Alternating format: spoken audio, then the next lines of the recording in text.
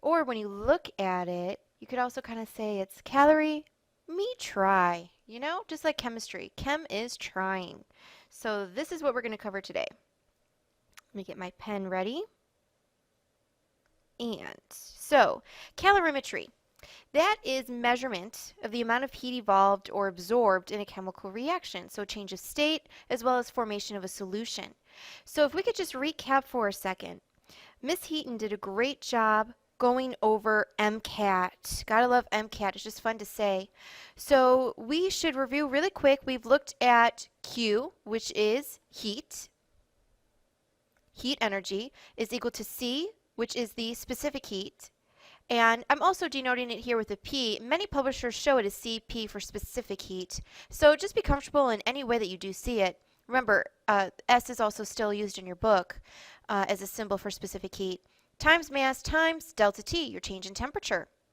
So she did a great job explaining where this comes from, what each of that means, and going through a very simple calculation, solving for one of those variables for either specific heat, for heat lost or gained. This is a key thing here. We're going to be looking and diving in on this idea. Temperature change and mass. So these here are some calorimeters. So these are a way of measuring, what do you think, calories, so maybe the amount of energy. I'm showing you two different examples here just to whet your palate a little bit. We are going to be actually making our own home calorimeter. So it's like a homemade calorimeter. You could do it very easily with a styrofoam cup to try to insulate it. You have your solvent inside. It could be water. It could be my fave, Diet Coke, whatever you choose. A thermometer, stirring, and so forth. And then this here is showing you a bomb calorimeter. And so this would be much more professional as a way of figuring out your amount of calories in your foods that you eat. And so I'm going to end this podcast very quickly explaining how all of this relates to, you know, how do we calculate how much energy is in your Snicker bar?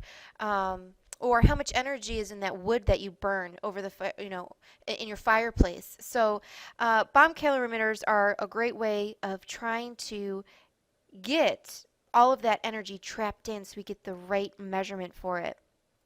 So this brings me to this idea, the law of conservation of energy.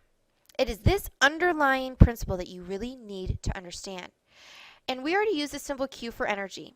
So energy that is lost. Any energy that is lost in an experiment, in a reaction, from the food that we're taking in, food that we're burning, is equal to the energy gained. Please get that. Understand this, because this is an underlying concept. So energy lost has to equal the energy gained because of the law of conservation of energy. So energy is neither created nor destroyed, just like how matter is neither created nor destroyed. So understanding this, we can now take our MCAT equation and really play around with it. So if we know our Q lost is equal to our Q gained, well, couldn't we also then substitute in what the equation is for both of those Q's and then say, well, then I guess MCAT, that is lost, so the energy lost is going to equal the energy gained. And so I'm specifically going to be going according to this idea. And so as far as what's lost, this here could be a metal that we're burning or a food item that we're burning. And so measuring the amount of energy that is lost by that item has to be gained by something else. It's transformed or given to something else. It's not just lost in space.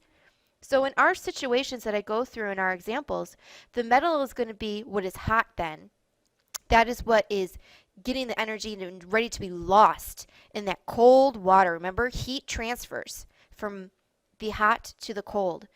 And so this means that the water heats up slowly. Remember, it's going to be slowly because Ms. Heaton did a great job explaining that specific heat has a very high specific heat capacity. And it's going to require a lot of energy, whereas the metals will have a very, very small specific heat capacity, which is why they are going to cool off quickly and not release as much energy. So let's look at the math on this. Remember, math is the language of chemistry. So let's prove this idea of the law of conservation of energy with some calculation. So let's look at this one. Don't ever let all of the words here make you nervous. When in doubt, draw a picture. That is a great way of making sure you understand what is going on. So here, now we have a metal. We have iron. And we're going to heat it up. And our water is what we're going to put it in. So the energy is going to be lost by the metal, and it's going to be gained by the water. So 240 grams, let me put a decimal here, give it a little bit more sig figs, of water, initially at 20 degrees Celsius, are mixed with an unknown mass of an iron. And that iron is initially at 50. Let me give more sig figs here. When the thermal equilibrium is reached, what does this mean? Well, it means when finally you have no more heat transfer, the system has a temperature of 42 degrees Celsius. We want to find the mass of the iron.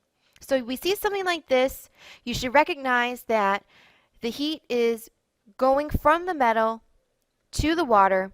We're dealing with this idea that Q lost is equal to Q gained. That is what we're dealing with.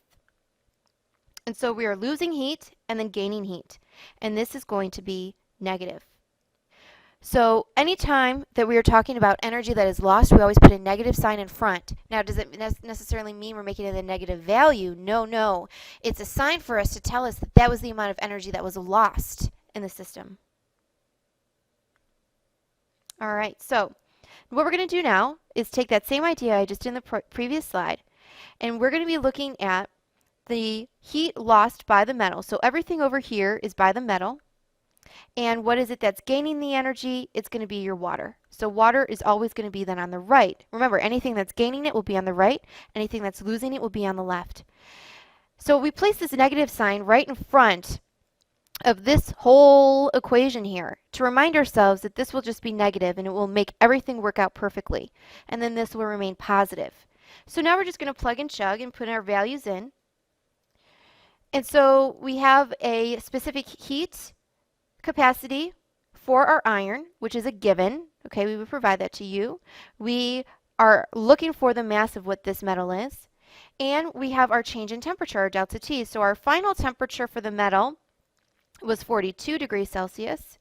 And our initial temperature is 500. Now over here on the water side, this is the specific heat capacity for water in joules per gram degree Celsius. Make sure your units are equal on both sides. Otherwise, no, things would not work out mathematically. And then you have your mass of your water, and then also your change in temperature of your water. Notice both of your changes in temperature, your final temperature, because it's a thermal equilibrium, will always be the same because the energy will keep transferring until it reaches the same temperature. Now, to go ahead and calculate this, I would drop your units, and then we just simplify. Now it's just fun algebra.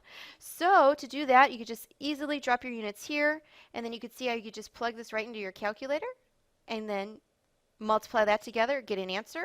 Multiply these two values together times x, which is what you see here. Make sure you're doing this to make sure you're following and also getting the same answer on your calculator, and then divide. And so we end up with a mass then of 107.3 grams of iron. Think about this. Does this make sense? Yeah, I mean, iron is pretty heavy. It should be a fairly large number. And we are changing the temperature, quite a bit for the water from 20 to 42 degrees Celsius. So remember, the specific heat for water is pretty high. And it's going to require a lot of metal in order to increase that temperature. And now the last thing to do is think about sig figs. Now I put these decimals all over here just to make sure that we're clear. Just go by the least number of sig figs. And so the least number here would be 3. So we're going to now say that this is 107 grams. You're done. Move on to the next. All right, here's another example for calorimetry. Now we're looking at silver, and we're going to be placing that into our water. Sorry, go back. And I lost my water. Here's my water inside, my lonely water. And so now, these are our values here that we're looking at. We have our specific heat capacity of our silver. So our silver, this is what is losing. So this is the energy that's lost, and this is what is going to be gaining. Remember, right away we throw that negative in front, which is what you could see here. We have our specific heat capacity of our silver, our mass of our silver, our initial temperature of our silver after we had heated it up, and then our specific heat capacity of water, mass of the water that we're using here, and then our initial temperature of our water, which is at 25 degrees Celsius. So now what we're doing is we're going to be solving for our final temperature, and we could do this because it's going to reach thermal equilibrium. Remember, the heat's going to keep transferring until it can't anymore, and so both of their temperatures are going to be the same.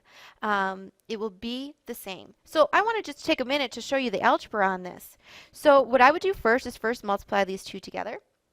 And so you would plug that in, and you would get something like, let me get my stuff here, and you should have your calculator out, and you should be doing this along with me. So we'll say that this is then negative 7.05, and then x minus 100. Now I am just dropping the units, guys. Just drop the units, help you out a little bit. Multiply this together, you would end up then with 313.8, and then x minus 25. Now we're going to just keep simplifying, and so we distribute out. So this will now be negative 7.05x, make that then positive 705, equal to 313.8x, and now this will be negative 78.45. Now we're just going to go ahead and carry over here. So this is minus here, so I'm going to go over here and add that to the other side. So we'll make this 85.50 equal to, I'm going to take this and add it over to the right. So this will be 320.8x. Divided out, my x is equal to 26.7. So this now, what is our units for this? We're looking at final temperature, our TF here. So this will be degrees Celsius.